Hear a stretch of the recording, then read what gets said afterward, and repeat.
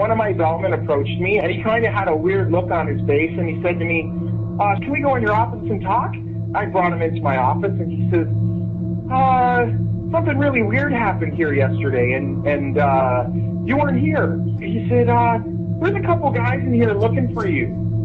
And I said, a couple guys? What do you mean? And he said, well, this is really hard for me to say. He said, but there's a couple really strange-looking men that were here, and they kind of freaked everybody out, and they were asking questions about you. And, of course, now I'm getting a little bit nervous, and I'm like, what are you talking about? And he said, well, he goes, I don't know how to describe them except for extremely odd-looking. They were really, really tall. He said, and they were identical height. They were the exact same height. They were wearing the exact same clothes, and they had the exact same faces, like they were twins. And he said they were wearing black suits, black trench coats. They were wearing like the old-fashioned Federo hats. They had extremely, extremely pale skin. And he said they came in and they looked around a little bit and they asked for you. And I said, I'm sorry, he's actually not working today. And it seemed like they didn't believe me, so they started to walk around the hotel, and shortly after they went to the tour desk, and he goes, I got busy, I started to have to bring cars around and get luggage, and by the time I came back, they were gone. But he goes, they freaked me out, and I really wanted to tell you that there were these weird guys in here looking for you. So, of course, now I'm a little bit skeptical and I'm a little bit freaked out all at the same time. So the first thing I do is I run into my security office, because I know how to work the security system, and I rewound the cameras, and sure enough, here comes two gentlemen through the front door looking exactly how he described. Then the next day, I was talking with my tour desk, and one of them asked to talk to me. She came in my office, the same as my bellman, and she said, I need to tell you about something that happened. I heard that you heard that there were some men looking for you. And I said, yes. And she said, they asked a few questions about you, and they said strange things that I didn't understand. And they were talking about governments and conspiracies, and none of it made any sense to me. But she goes, they were very, very scary. And I said, well, why were they scary? And she said, they had no facial hair, none. She said they had no eyebrows, no eyelashes, nothing. Their hair looked like they had a wig on, like it was attached to their hat, like it wasn't even real. And she said, and the scariest thing, their eyes were so big and so blue that they almost hypnotized me a little bit. And she goes, and you're going to think I'm crazy when I tell you this, but I swear they knew what I was thinking. I swear. And I don't think I'm crazy, but I don't even know how they could do it, and I don't know why I'm even telling you this. She goes, so I started to think about things other than you, and I don't even know if it worked. And she started to cry, and she said one more thing before she left. She said, these men, they didn't blink. Not once did I see them blink.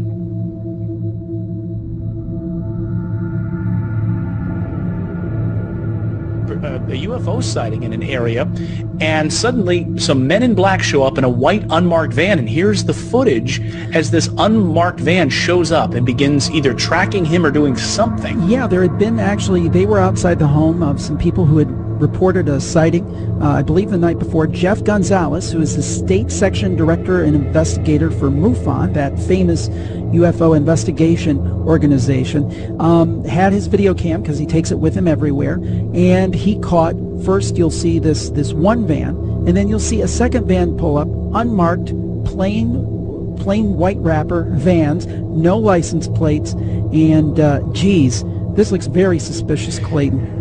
Yeah, and he says, look, it's been confirmed that the Men in Black, a secret service dedicated to keeping a lid on the UFO issue, have harassed whistleblowers in the past. They've harassed researchers who might reveal secrets. We know that Stan Romanek in Colorado has famously written about this in his great book, Messages, being tracked, followed, harassed by people, mysterious, perhaps government officials, almost like Keystone Cops style folks. And whistleblowers have died over this issue, according to Jeff. So here we go. First footage ever of some men in black with no license plates on front and wearing suits in the middle of the country. He says they stood out like a sore thumb.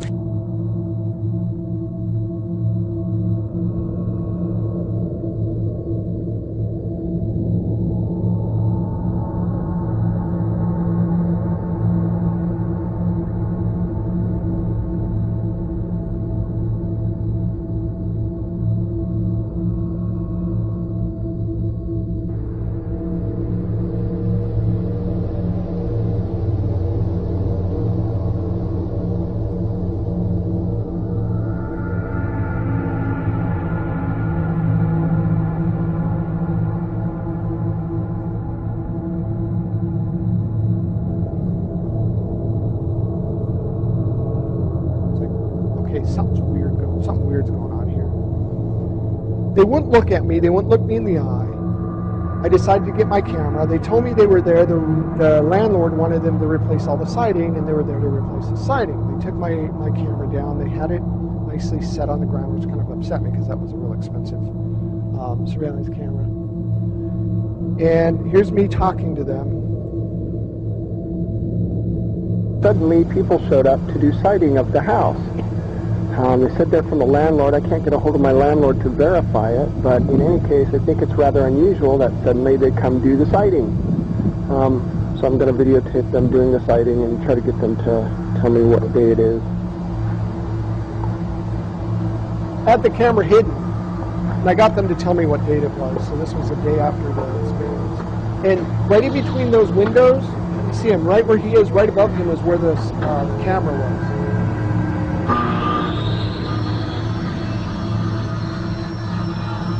It says Bob sighting from Grand Island, Nebraska. That's what it said on the door. Hey, what's today's date?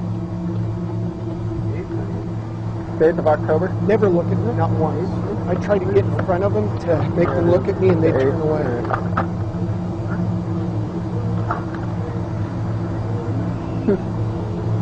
Kept his head down.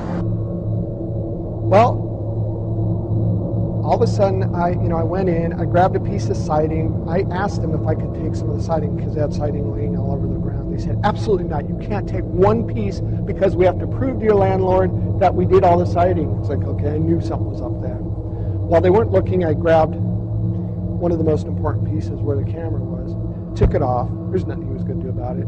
Anyhow, there's nothing he could do about it. He didn't see me. Called the landlord. The landlord was on vacation. About an hour later, I heard a shop vac going. I looked out the window. They were shop vacuuming my yard.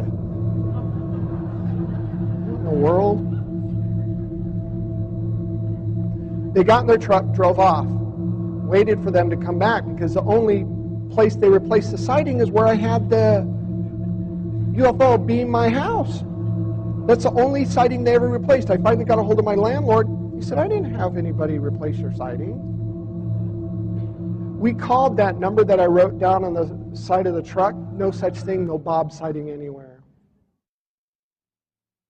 Well, we have a scary tale tonight, worthy of Halloween, only it looks like the spooks in this story might work for the government. We've been telling you about the strange object that crashed near the Colorado River back in May and was quickly scooped up by helicopters. Residents say after the choppers came the men in black. So who are these X-Men? The I-Team's George Knapp here with more on that story, George. Well, you know, this mystery surrounding the object that fell from the sky is pretty juicy by itself, but the stories we've been hearing about these X-Men agents and their spooky vehicles takes the tale to a whole different level. Tonight we'll go on a boat ride to search for the spot where this thing crashed, but we'll also hear from river residents about their strange encounters. Anyone that knows me knows I'm crazy. A lot of people have been searching for Bob on the river. His occasional home at the Topak Marina is easy to miss, tucked away as it is off the road and under a bridge. When the story of the Needles UFO crash went national, Bob went underground, trying to avoid the UFO hunters who wanted him to lead them to the point of impact.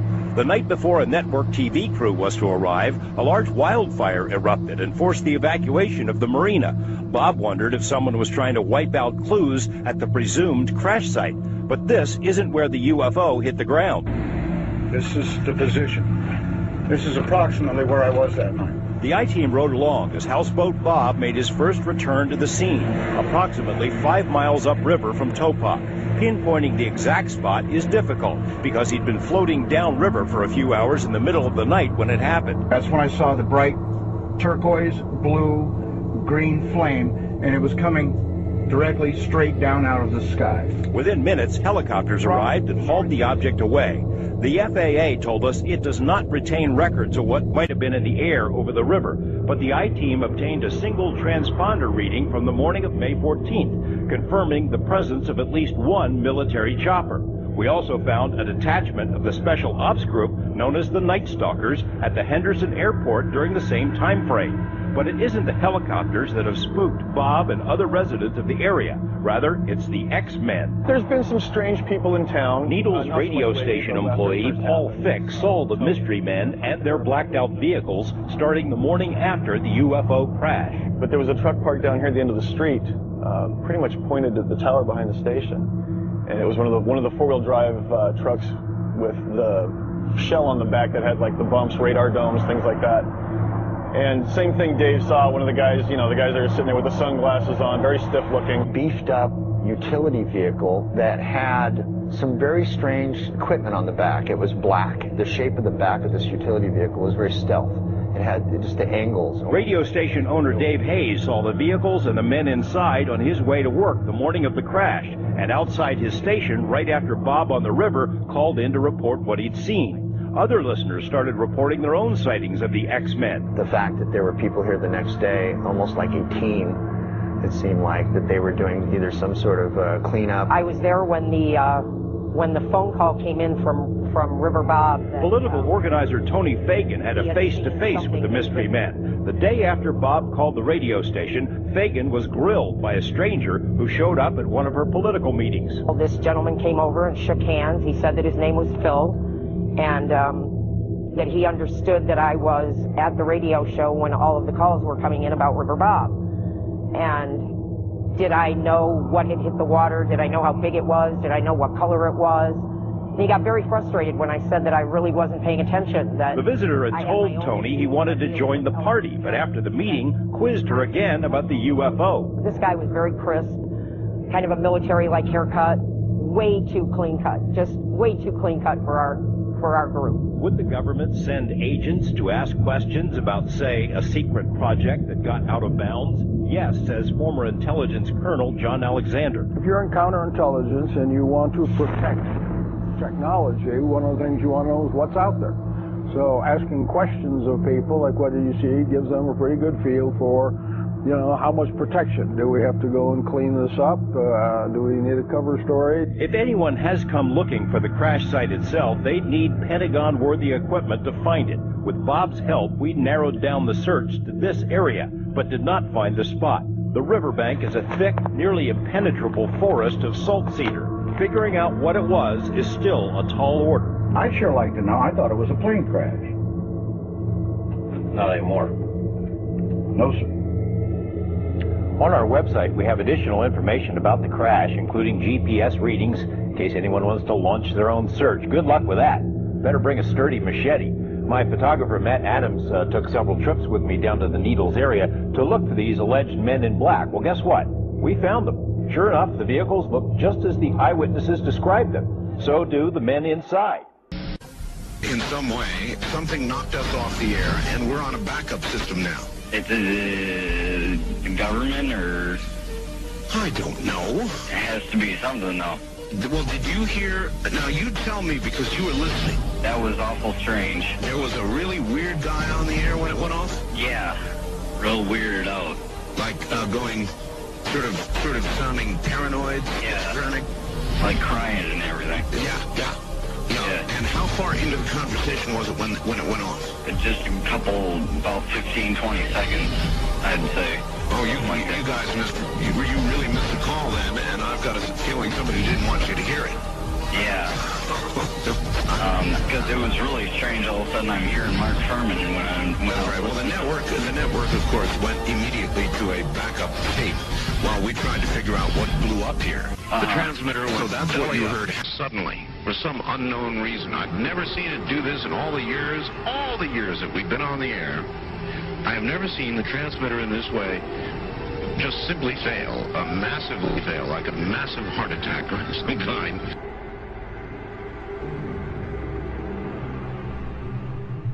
Do you believe, and describe, do you believe that your show was shut down for national security reasons? And tell us a little bit about what happened with the show out there. Well, what happened? We sold the show to Sci-Fi Channel, and it was called Out There, and I basically interviewed all of the people that I admired in various fields of study, like Colin Andrews from the Crop Circle movement, Linda Moulton Howe, the expert on cattle mutilations, John Mack. And let me just put a pin in things right there, because John Mack has taken the study of abductions, UFOs, right out through the other side, and he's going, yes, we know they're here, we know they're coming, we know people have been taken, we know there's experimentation going on, we know people have been told about agendas. What we now have to do is use that as a key and as a motivation to socially transform this planet to a more peaceful, more loving, more tolerant state. So his movement, the movement for social change, has just accepts as a fact abductions, UFOs, interplanetary intervention, and what he's doing is taking it out through the positive side of it and saying, now we must use it to socially transform, and I think his message is great. But I talked to him, I talked to the Allagash guys who were taken in the canoe in that trip in Pennsylvania. The last show we did, I had both Bassett, who has the UFO time clock, and then Greer. Both Bassett and Greer were there. They were my two guests for the day. Well, the show was canceled that afternoon. And I was outside, before I knew it was canceled, in between the interviews. And I was outside, and Britney Spears called me because she wanted me to appear on Saturday Night Live with her. And so I was outside having a cigarette, the phone rang. Oh, Brittany, how you doing? Oh, sure, of course I will. I turned away like this. I turned back, and there was a black Ford across the road, a black Ford sedan. And I was trying to look at the plate, and the plate seemed kind of like fuzzy, and I was, definitely a police car. And two guys were there, and a big, tall guy got out of the back seat. And he stood in the street on 42nd Street it was. We were at 42nd Street and 8th Avenue. And he looked right at me. And literally, I was on the phone. Hey, oh, sure, of course I'd love for the show. Saw the Ford, went back like this, turned back like a half second later, and it was gone. And that car did not go past me. It did not make a U-turn, because I would have seen 42nd Street. I would have seen that thing take a U-turn and go away. That car vanished. That car was a cloaked vehicle of some type. And whether this was like a warning to me, because the guy got out of the back seat, gave me a real dirty look. That car vanished. I know what I saw. And, it was just this fast. It was, oh, hi, Brittany, sure. Oh, of course, I'd love to do. Guy gives me a dirty look. Oh, well, sure. Car gone. That's what happened. And then 2 hours later, we were told we were not to continue taping, and the show was canceled, and none of them would air. I don't know. I don't know. Was that an MIB experience? Black helicopters, military abductions that happen. Sometimes people are taken, and they talk about then being visited by, military personnel and debriefed about their abduction. Was it a technology associated with some of these beings that are visiting that wanted to warn me off, or that wanted to give me verification that I was on the right track? I don't know. But I do know I did turn back a second later, and it takes so long for an automobile accelerating from 0 to 40 miles an hour to reach the corner of 8th Avenue and 42nd Street going past me, and then pulling a U-turn and going out towards Times Square, I would have seen that car. And I looked around. I mean, I was looking for that, and it was gone. So, I don't know. The tapes exist. I have them. We're going to try to repackage them. We might put them out on DVD. One report sent to the government's secret UFO headquarters in Room 801 was from a 16-year-old girl in Somerset. The files revealed that from the window of her parents' home, she had witnessed a strange craft that emitted an eerie, glowing light. I said to the family I'd sent off a letter, and they said, oh, well, nothing will come of it. No, that's nothing. And then I was most surprised to get a letter back saying that they were going to send a gentleman to see me.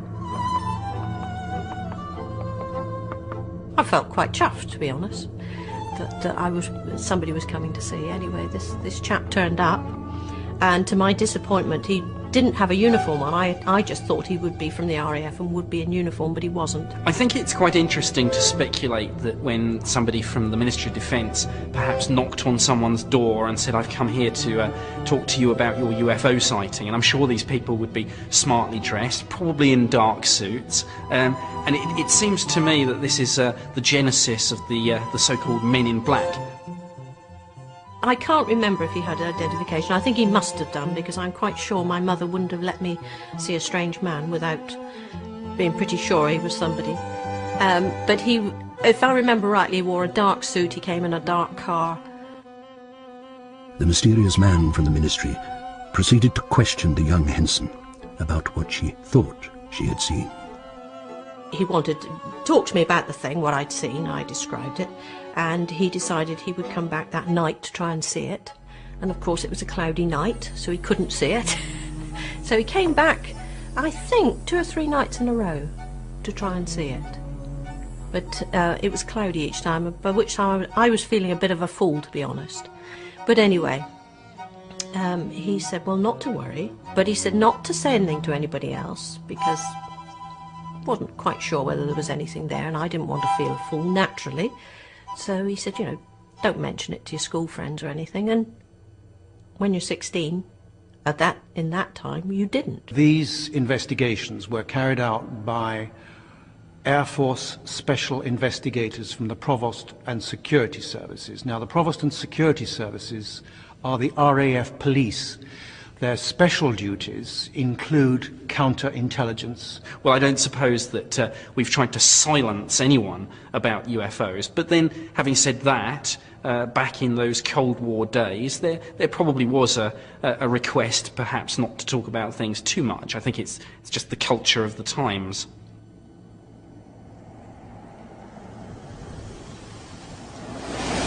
I didn't hear anything for some time, and then eventually a letter came to say that I had discovered, if I remember rightly, a new planet, which I was well chuffed about, but they gave it a number.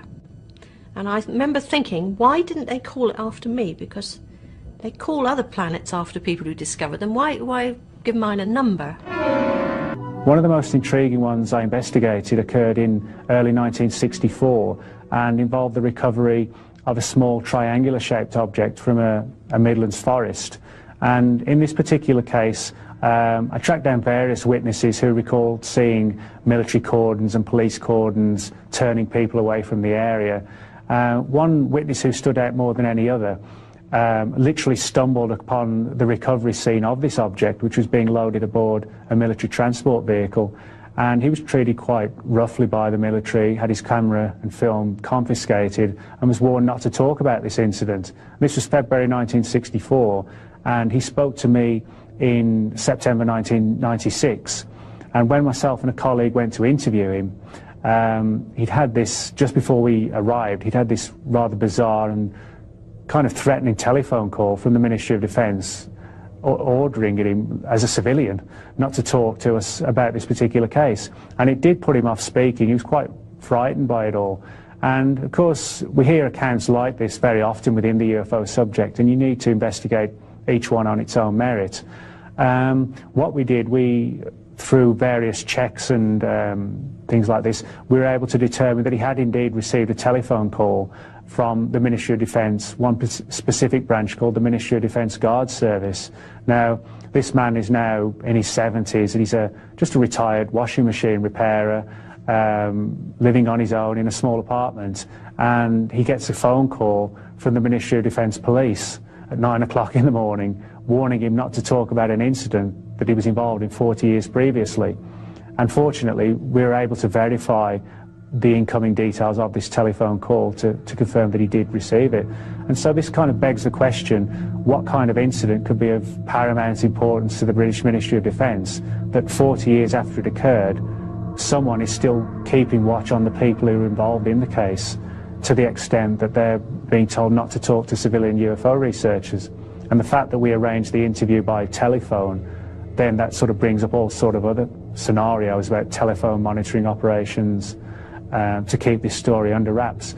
And as sceptical as I was when I first got into the subject, even for me now, you know, I've had events and occurrences like this happen so many times that, you know, I believe there is a concerted effort on the part of a covert organisation buried incredibly well within the intelligence community to keep watch on the more sensitive and sensational aspects of the UFOs. We got a call from the request from the police department up in Derry Township to send a team up there right away that another event had happened involving a close Bigfoot encounter at a trailer park up there.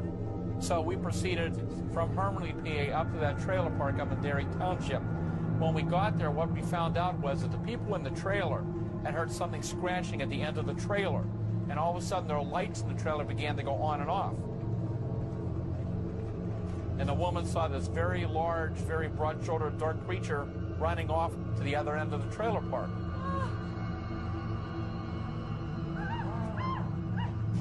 Another neighbor had called her because he had seen something very large by her electric meter.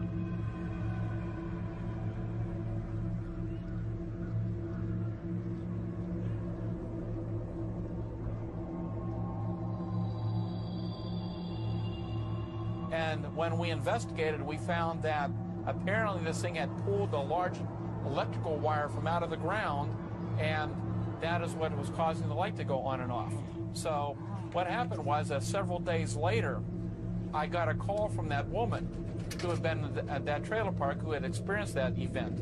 And she called to tell me that she had found some hair samples on the trailer that may be connected with the creature she had seen several days before. She was having trouble getting to me. She had to get the operator to break in as an emergency to get through because all the phone calls coming in to our hotline number at that time.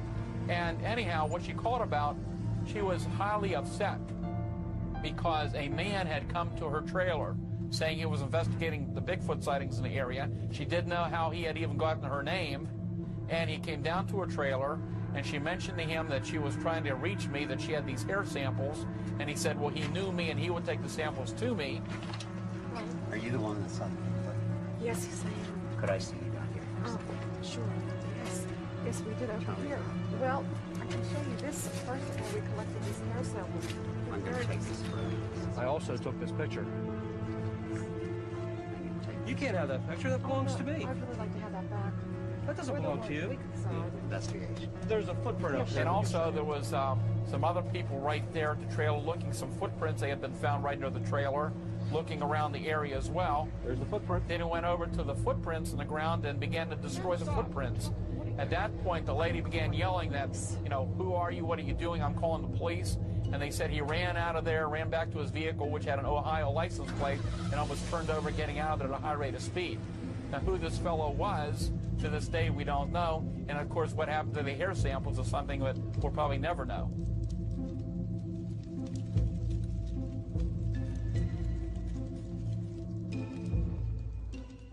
Measures have been taken by agencies to terminate people who appear to be inconvenient or troublesome through knowing too much. I would go interview people that claimed they had seen something and try to convince them they hadn't seen something or they were, you know, hallucinating or something. Well, if that didn't work, another team would come in and give all the threats and threaten them, their family, and so on and so forth.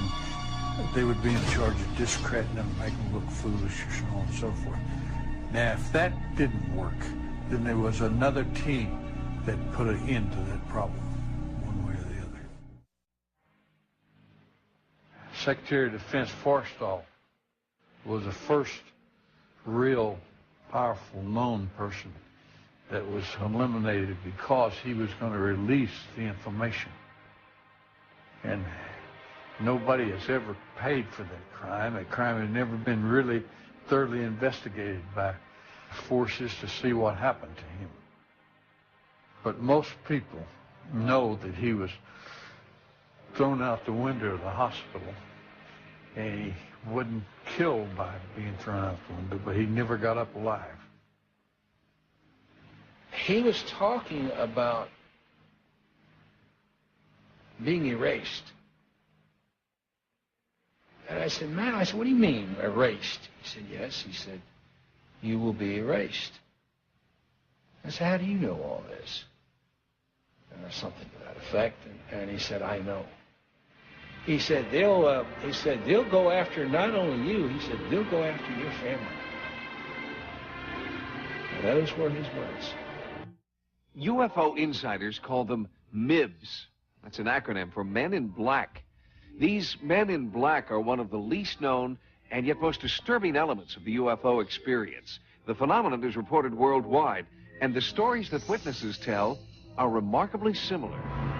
Seeing a UFO can be an exhilarating experience, but for some, that excitement soon turns into desperate paranoia.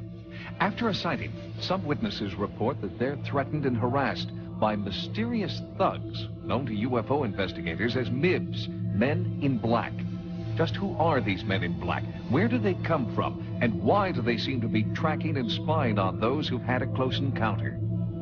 There it was. It is a long, lit-up, cigar-shaped object heading just over the rooftop. Then it moved out of sight, and I went back home. And when I got home, my wife said, you just got a phone call. I said, a phone call? And it said that if you talk to the media about this, that your daughter will die.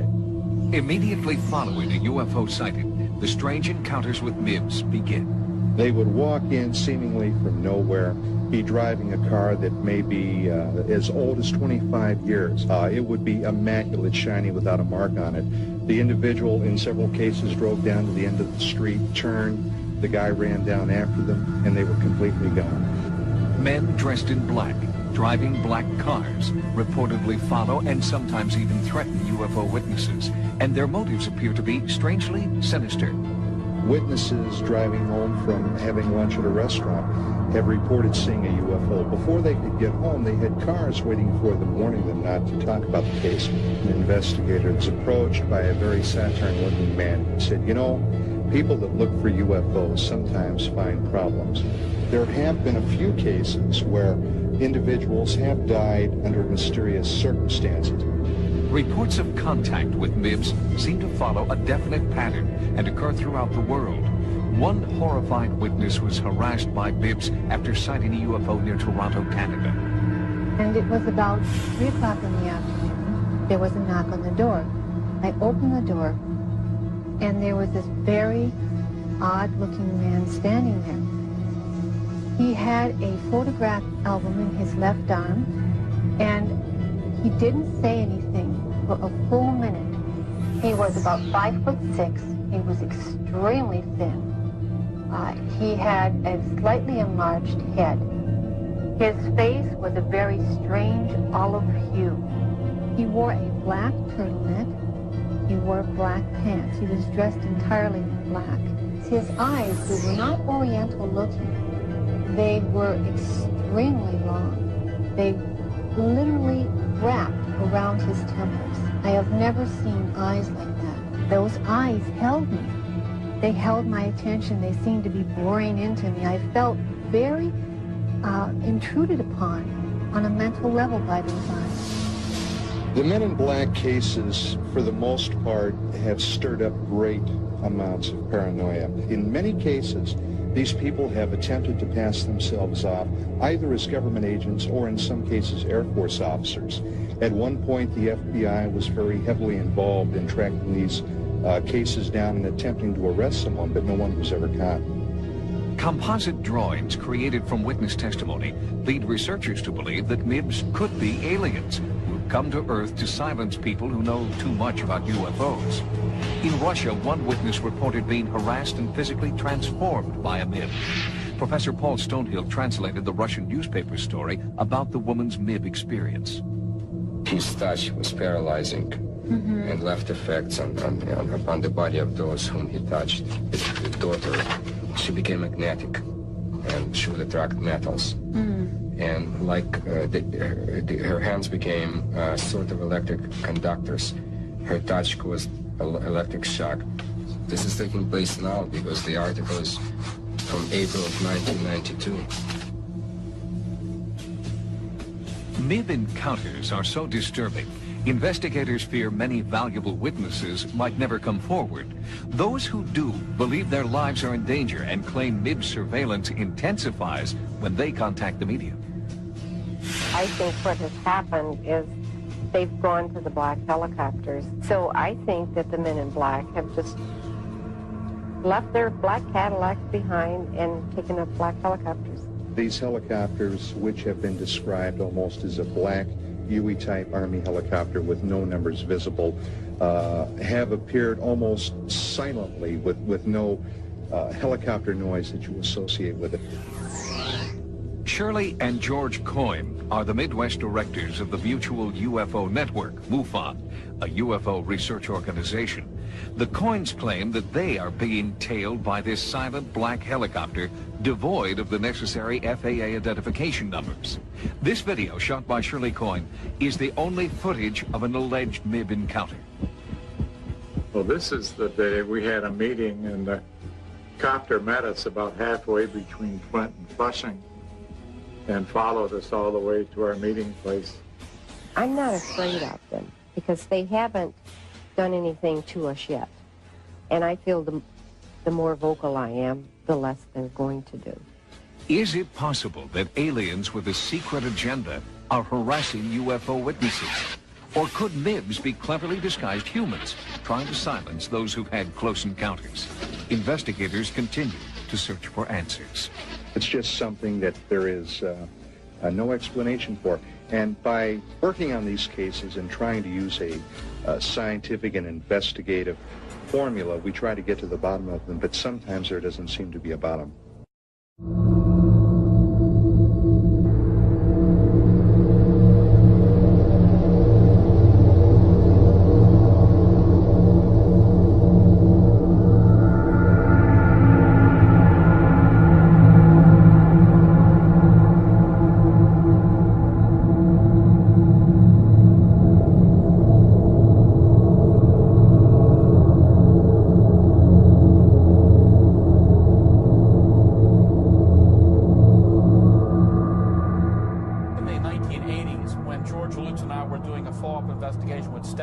His event that happened in 1973, a very intriguing detail surfaced as we talked to him that day. We talked about the possibility of doing some hypnosis with him concerning certain aspects of that event back in 1973. He had not been hypnotized by any of our research group or any other people involved in the investigation that we know of back at that time. So anyhow, we talked to him about it during the mid-'80s when we were there, and he looked at us and said, "You already did hypnosis." What are you talking about? Yeah, you sent two guys over, an army guy and a guy in a suit. When was this? Like 10 years ago. Are you sure? Positive. They said that we sent them? He said you sent them. He said your name. Guy in a suit said he knew you, Stan, that you told him to come hypnotize me. That's impossible. It wasn't us. Shortly after Stefan reported seeing the UFO and the ape-like creatures near it, he was visited by a man in a dark suit and a military officer.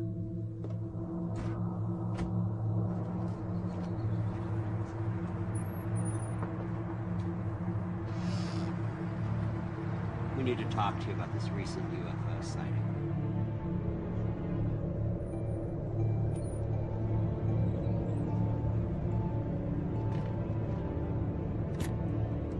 We'd like some more information about what you witnessed the other night. Now, here are a few pictures I'd like to show you to see if anything matches what you saw. During the interview that these two men had with Stefan, one of the men produced a briefcase, and out of the briefcase he pulled out a number of photographs which apparently were very intriguing to Stefan, because there were photographs of unidentified flying objects and Bigfoot-type creatures. We're friends of Stan Ward's. And he talked to them for quite a while, and then the one gentleman said that they would like to hypnotize him.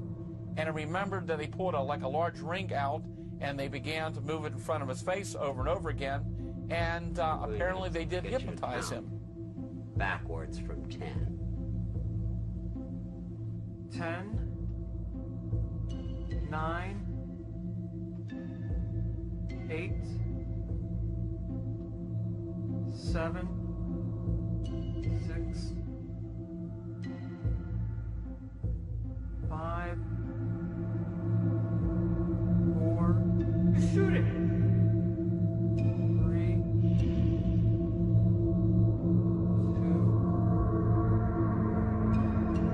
1.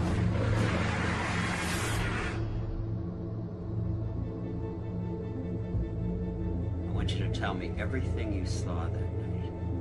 Every single detail. And when that was all over, they said that he wasn't crazy, that he saw what he saw, and that they would be in touch with him again. And that's the last time he ever heard from these people. We asked the Air Force and the Department of Defense if there were covert units that fit the MO of the Men in Black. The Air Force issued a blanket denial. The Department of Defense said we'd never heard of such a thing. Then added, you might try the Air Force.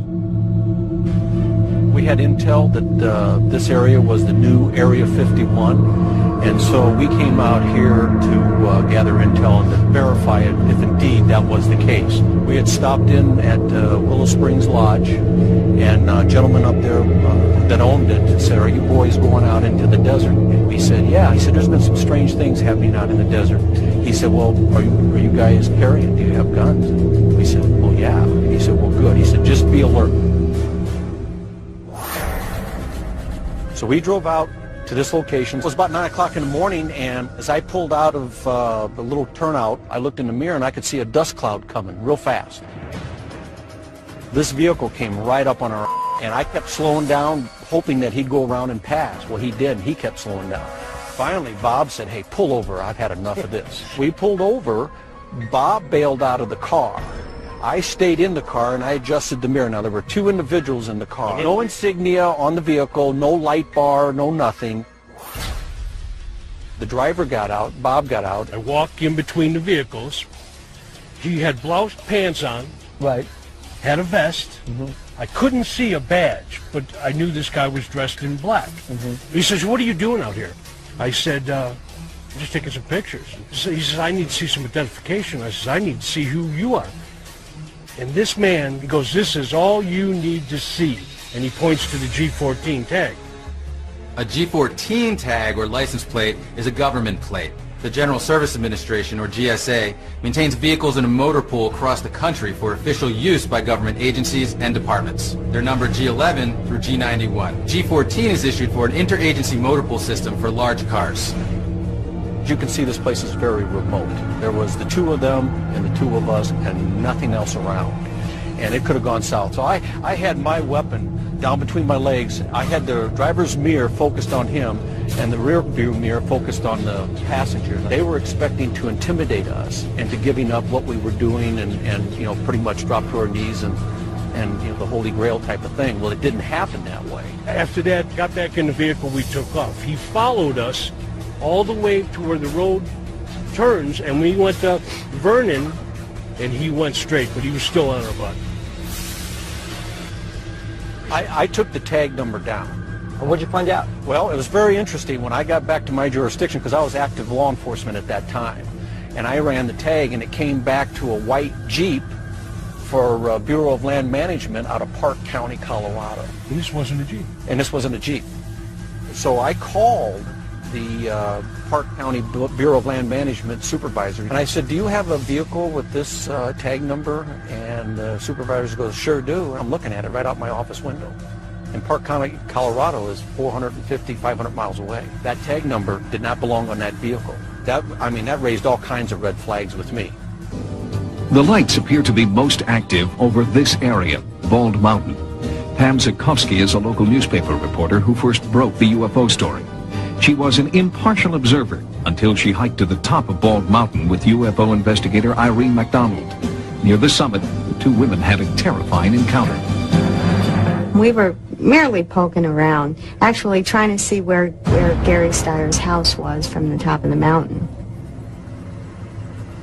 when two men in a pickup truck pulled up, drove up the access road, and they both got out, and one was older and one was younger.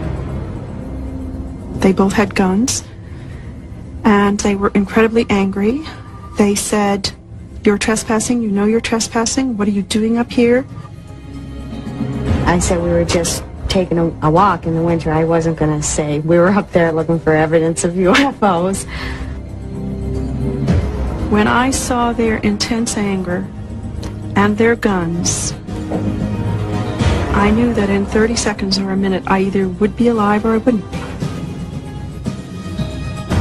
We agreed to leave, but we had only been up there probably maybe 5 minutes at the most. And what's unusual is the fact that almost everybody at one time or another in this area has climbed that mountain for exercise or recreation and never have been threatened with a gun. Pam Zikoski never saw the two men again and believes they were not local. She ran a search on their license plate number, but that has only deepened the mystery. The plate number does not exist in any Pennsylvania motor vehicle record. The identity of the two men is still unknown. Could their appearance be somehow related to the unexplained lights in the area?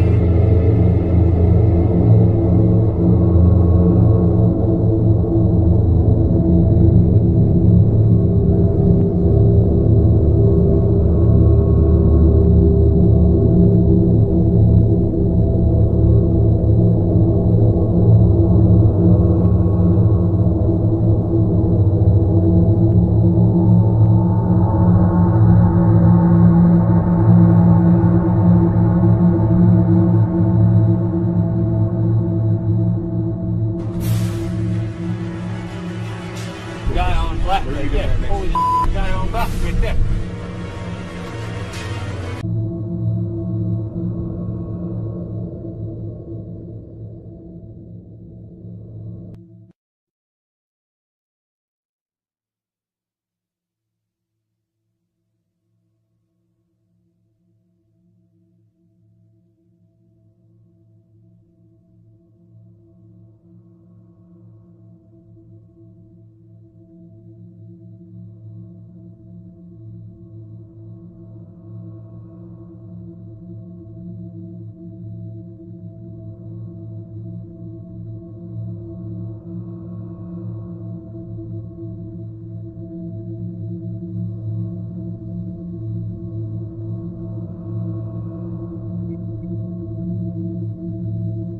One of my bellmen approached me, and he kind of had a weird look on his face, and he said to me, can we go in your office and talk?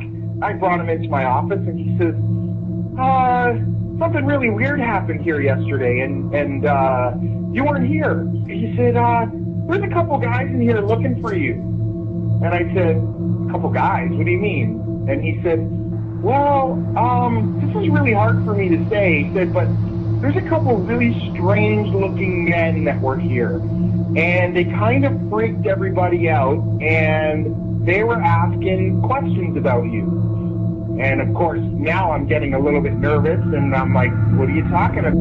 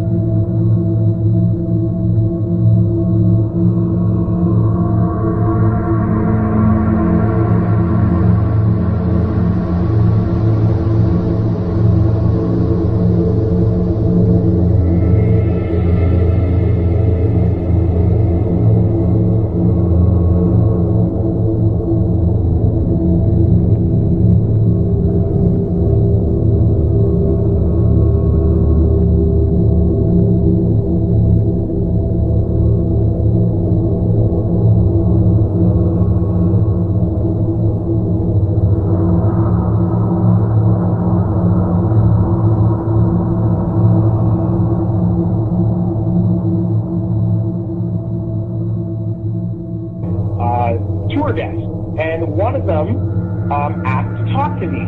She came in my office, the same as my bellman, and she said, I need to tell you about something that happened. I heard that you heard that there were some men looking for you. And I said, yes. And she said, they asked a few questions about you, and they said strange things that I didn't understand. And they were talking about governments and conspiracies, and none of it made any sense to me. But she goes, they were very, very scary. And I said, well, why were they scary? And she said, they had no facial hair, none. She said they had no eyebrows, no eyelashes, nothing. Their hair looked like they had a wig on, like it was attached to their hat, like it wasn't even real. And she said, and the scariest thing, their eyes were so big and so blue that they almost hypnotized me a little bit. And she goes, and you're going to think I'm crazy when I tell you this, but I swear they knew what I was thinking. I swear, and I don't think I'm crazy, but I don't even know how they could do it, and I don't know why I'm even telling you this. She goes, so I started to think about things other than you, and I don't even know if it worked. And she started to cry, and she said one more thing before she left. She said, these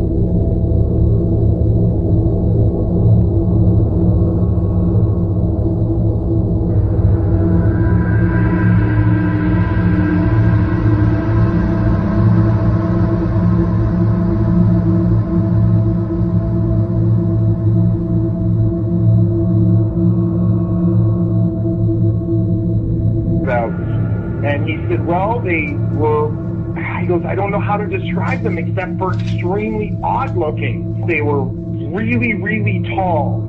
He said, and they were identical height.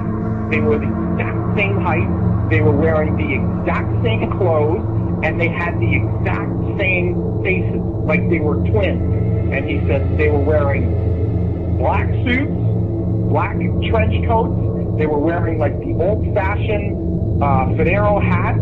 They had extremely, extremely pale skin. And he said they came in and they looked around a little bit and they asked for you.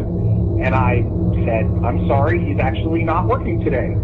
And it seemed like they didn't believe me, so they started to walk around the hotel, and shortly after they went to the tour desk, and he goes, I got busy. I started to have to bring cars around and get luggage. And by the time I came back, they were gone. But he goes, they freaked me out, and I really wanted to tell you that there were these weird guys in here looking for you. So, of course, now I'm a little bit skeptical and a little bit freaked out all at the same time. So the first thing I do is I run into my security office, because I know how to work the security system, and I rewound the cameras, and sure enough, here comes two gentlemen through the front door looking exactly how he described. Then the next day, I was talking with my